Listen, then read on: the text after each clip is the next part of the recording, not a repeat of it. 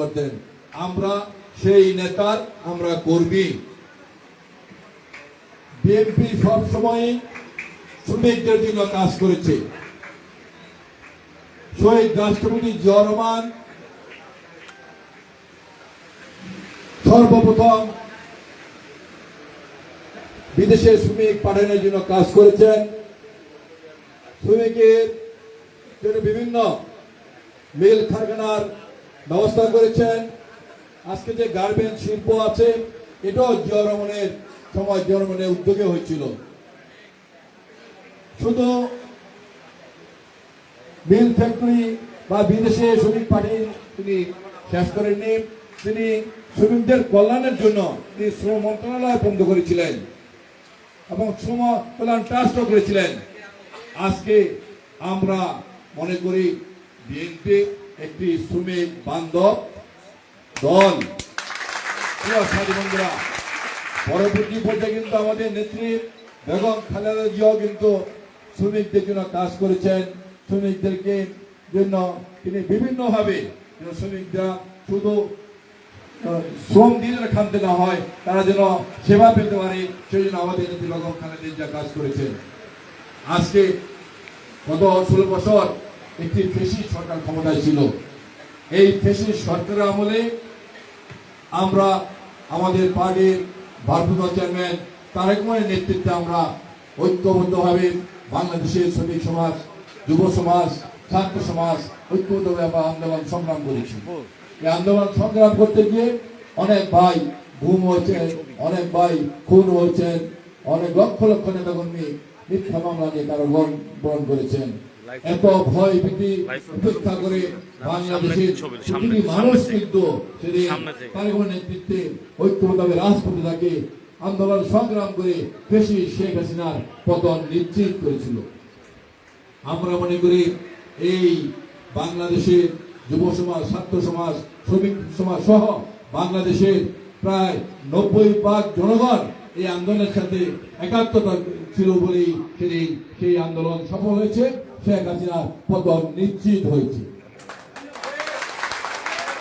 আমরা দেখতে পেয়েছি 72-এর পরে, দেশ স্বাধীন হওয়ার পরে আওয়ামী লীগ যেমন স্বাধীনতার যুদ্ধকে তাদের পৈতৃক সম্পত্তি বানিয়েছিল, স্বাধীনতাকে তাদের পৈতৃক সম্পত্তি বানিয়ে তারা সারা বাংলাদেশে লুটতরাজ ডাকাতি করে দেশকে ধ্বংস করে দিয়েছে। আজকে এসে 2025 সনে আমরা দেখতে পাচ্ছি 2024-এর সেই 2025-এর সেই 24-এর সেই জুলাই আগস্ট একটি গ্রুপ তাদের পৈতৃক সম্পত্তি বানিয়ে তারা আজকে সারা বাংলাদেশে আজকে লুটতরাজ করছে, বড় বড় চাঁদাবাজি করছে।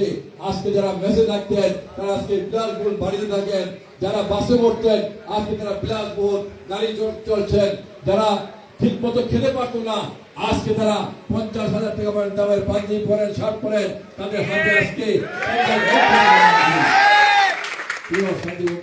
অর্থাৎ এই আওয়ামী লীগ বলেন আর এই 25-24-এর জুলাই আগস্টে যারা দাবিদার বলেন তারা একই শরীরে গাথা। এনসিপি নেতা আছেন যারা 5 আগস্টের পরে কেউ আওয়ামী লীগ করে, সবাই কিন্তু ছাত্রলীগ করেছেন। কেউ ছাত্রলীগের পদে ছিলেন, ছাত্রলীগের মিছিল করতেন, এমনও বক্তব্য দিয়েছেন তারা শেখ মুজিবকে নিয়ে। শেখ মুজিব মানে তাদের আপন পিতা, শেখ মুজিব মানে তাদের কি বলবে, এটা ইসলামের ভাষায় বলা ঠিক না, তাদের গুরু বলতে পারেন। মানে শেখ মুজিব নামে তারা অন্ধ ছিল। আজকে তারা শেখ হাসিনার বিরুদ্ধে বলে, শেখ মুজিবের বিরুদ্ধে বলে, সেটাও সত্যি। এটা বাংলাদেশে সবাইকে নিয়েই আমাদের রাজনীতি করতে হবে, সবাইকে নিয়ে আমাদেরকে এগিয়ে যেতে হবে। আজকে বাংলাদেশে খুব বিশৃঙ্খলা চলছে, একটি জনগণের সরকার নেই বলে আজকে বিভিন্ন জায়গায় বিভিন্নভাবে বিশৃঙ্খলা সৃষ্টি করা হচ্ছে। আজকে অর্থনৈতিক আজকে দশের দিকে যাচ্ছে, এটার একমাত্র কারণ হলো জনগণের সরকার নেই। এই কারণে আমাদের পার্টির ভারপ্রাপ্ত চেয়ারম্যান তারেক রহমান বলেছেন অতি দ্রুত একটি নির্বাচনের দিতে হবে। এই নির্বাচিত সরকার এসে বাংলাদেশের মানুষের জন্য কাজ করবে, দেশের জন্য কাজ করবে। বাংলাদেশের মানুষ সেই নির্বাচনে যাকে ভোট দেবে তারাই সরকার গঠন করবে। আর যদি বিএনপিকে ভোট দেয় তাহলে বিএনপি মানুষের সেবা করার জন্য কাজ করবে।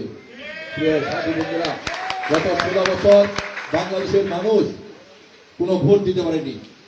জাতীয় সংসদ নির্বাচন, স্থানীয় নির্বাচন, এমনকি কোন সামাজিক সংগঠনের নির্বাচনও কিন্তু মানুষ ভোট দিতে পারেনি। দিনের ভোট রাতেতে সম্পন্ন করেছিল। এই জন্য আমরা আমাদের দল বলেছেন অনতি বিলম্বে নির্বাচন হতে হবে এবং জনগণের একটি সরকার হতে হবে। আজকে আগামী বছর ফেব্রুয়ারি মাসে একটি নির্বাচনের জন্য সম্ভাব্য তারিখ ঘোষণা করা হয়েছে। আজকে আমরা দেখতে পাচ্ছি 2-3টি দল মিলে সেই নির্বাচনের বিরুদ্ধে আজকে কথা বলছেন নির্বাচন বানচাল করার জন্য। আমরা মনে করি এই দলগুলো নির্বাচনে জিততে পারবে না বলেই তারা নির্বাচন চাচ্ছেন না। প্রথমত আমি একটি কথা বলবো, জামাত ইসলাম এর আগে এই বাংলাদেশে 3বার নির্বাচন করেছিল। একবার 3টি আসন পেয়েছে, একবার 7টি পেয়েছে, একবার 10টি আসন পেয়েছে। তাহলে তারা নির্বাচন করে লাভ কি? এই জন্যই তারা নির্বাচন চান না। আমি কয়েকদিন আগে সোশ্যাল মিডিয়ায় দেখেছি একটি নতুন দলের সভাপতি তারেক সোশ্যাল মিডিয়ায় বলেছে তারা আমাদের সাথে সর্বশেষ আন্দোলনে বিভিন্ন বিষয় ছিল। সে বলেছে ডক্টর শফিকের বাড়ি সিলেট বিভাগে। সে 3বার নির্বাচন করেছেন, একবার পেয়েছেন 9,000 ভোট, একবার পেয়েছেন 12,000 ভোট, একবার পেয়েছেন 15,000 ভোট। একবার যে জিতেছেন সে 3বারও তার অর্ধেক ভোট পাননি। এই জন্যই তারা নির্বাচন চান না। আরেকটি দল আছেন যারা ইসলামিক শাসনতন্ত্র কথা বলেন। তারা গত 2008 সনে নির্বাচন করেছিলেন। বাংলাদেশের 166টি আসনে তারা মনোনয়ন দিয়েছিলেন। একটি আসনও তারা জিততে পারেনি। সকল আসনেই তাদের জামানত বাজেয়াপ্ত হয়েছিল। এই কারণেই তারা নির্বাচন চান না। আর নতুন দলটা, এই দলটা প্রধানত কোনো বলার অপেক্ষায় রাখে না। মণিপুরা বলেন এই দলের নেতারা মেম্বার নির্বাচন করলেও সেখানে জিততে পারবে না। খুব আরামে আসেছিল। এই দলের নেতা বলেছেন শেখ মুজিব একজন ইসলাম প্রিয়, তার 14 পুরুষ আরব থেকে এসেছে বাংলাদেশে ইসলাম প্রচার করার জন্য। আর কখনো আমরা শুনি নাই, এই প্রথম আমরা শুনলাম। আবার এই নেতা বলেছেন শেখ হাসিনার মাথায় কপালে দাগ হয়ে গিয়েছে, তিনি 5 ওয়াক্ত নামাজ পড়েন 7 বছর থেকে। আপনারা কেউ শেখ হাসিনার কপালে দাগ দেখছেন? তাহলে ভাই এই ইসলামী আন্দোলনের নেতা তিনি কিভাবে দাগ দেখলেন? কি চামচেমিয়া করেছে এরা? এই দলের নেতা বলেন হাত পাখার বিরুদ্ধে করলে কোরআনের বিরোধিতা করা হয়, হাত পাখার বিরোধিতা করলে আমাদের নবী করিম সাল্লাল্লাহু আলাইহি ওয়াসাল্লামের বিরোধিতা করা হয়। এভাবে তারা ইসলামকে ধ্বংস করে দিচ্ছে, ইসলামকে দ্বিধাবিভক্ত করছে, ইসলামী মূল্যবোধ আজকে তারা নস্যাৎ করছে।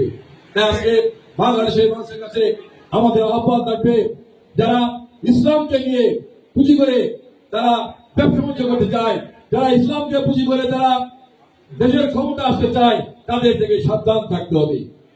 আপনারা একটি ব্যাংকের নাম শুনেছেন, ইসলামী ব্যাংক। হারাম হারাম না জায়েজ? তাহলে এটা ইসলামী ব্যাংক হলো কিভাবে? ইসলামী ব্যাংকে বাংলাদেশের 18 কোটি মানুষই টাকা রাখেন। যখন আপনি চাকরির বেলায় যাবেন, একটি পিউনের চাকরিও জামাত ব্যতিরিক্ত হবে না, জামাত না করলে হবে না।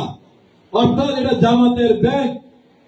তাদের কাছে আহ্বান থাকবে, ইসলামী ব্যাংক বাদ দিয়ে আপনারা জামাতের ব্যাংক লিখুন, দেখি বাংলাদেশের মানুষ কয়জন আপনাদের ব্যাংকে টাকা রাখে। ইসলামের নাম বলে আপনারা ব্যবসা বাণিজ্য করবেন, ইসলামের নাম বলে আপনারা ক্ষমতায় চলে যেতে চান। বাংলাদেশের মানুষ কখনো এটা হতে দিবে না।